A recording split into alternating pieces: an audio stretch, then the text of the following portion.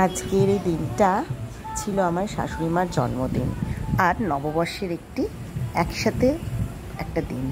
এই দিনে আমরা খুবই মজা করেছিলাম বাড়িতে রান্না বান্না করে। আমরা কোথাও সকাল থেকে বেরোনোর প্ল্যান করতে পারিনি, কারণ সেদিনকে আমাদের শোভা মাসি তার নিজের বাড়িতে গিয়েছিল। তো রান্নাঘর গুছিয়ে টুছিয়ে নিয়েছিলাম, রান্না বান্না সব রেডি ছিল। কিছুটা আমার মা করেছিল, কিছুটা আমি করেছিলাম। আর নববর্ষ স্পেশাল খাওয়ার সাথে সাথে শাশুড়ি মার জন্মদিন এবং মাসির বাড়িতে না থাকায় গোগোর দুষ্টুমিগুলো তো সবই চলছিল। তো সেইগুলো করে আমরা জন্মদিনটা রেডি করছিলাম। আর এখানে গোগো আমার মায়ের সাথে খেলাধুলা করছিল, আর ওর দুষ্টুমি তো চলতেই থাকে। দেখতে দেখতে আমার মেয়েটা কত বড় হয়ে গেল। তো আমরা যে রান্নাগুলো করেছিলাম সেই রান্নাগুলো খুবই সাধারণ রান্না, যেগুলো আমি রেডি করেছিলাম। যে একটা কাশ্মীরি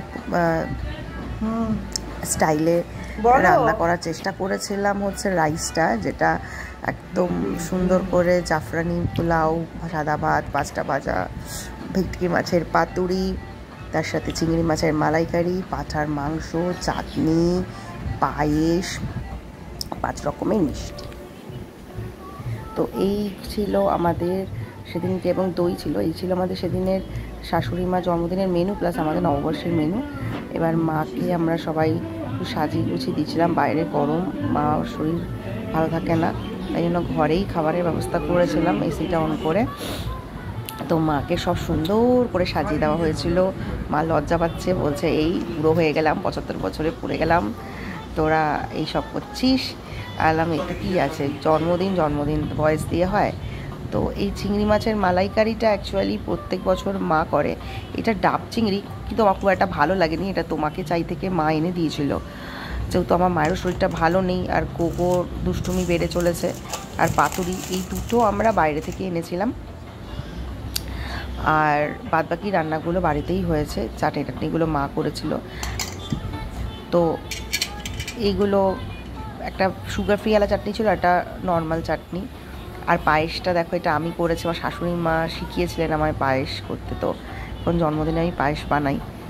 আর এটা গোগোর ভাত, নরম করে করা গোগোর ভাত, গোগোর জন্য মাটনের পাতলা ঝোল, আর পেঁপে আলু সিদ্ধ দিয়ে মুসুর ডাল, এগুলো ছিল গোগোর খাবার।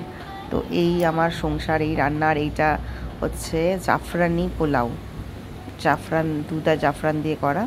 আর এই হচ্ছে মাটন কষা, একটু পাতলা পাতলা ঝোল। আর এটা 5 ভাজা সকলের জন্য ছিল। আর এটা সাদা ভাত। তো এই ছিল আমাদের খাবার। আরেকটা যেটা আমার দাদু এটা ছাড়া হতো, সেটা হচ্ছে লাল শাক ভাজা।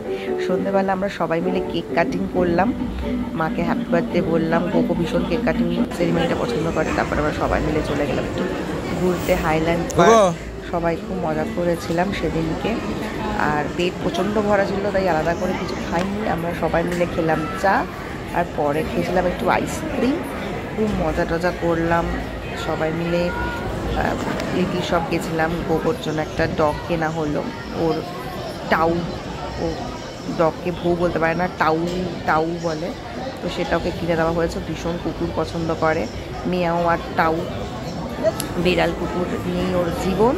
তো এরপর আমরা বাড়ি চলে এলাম, ঘুম করলাম, খুব মজা হলো।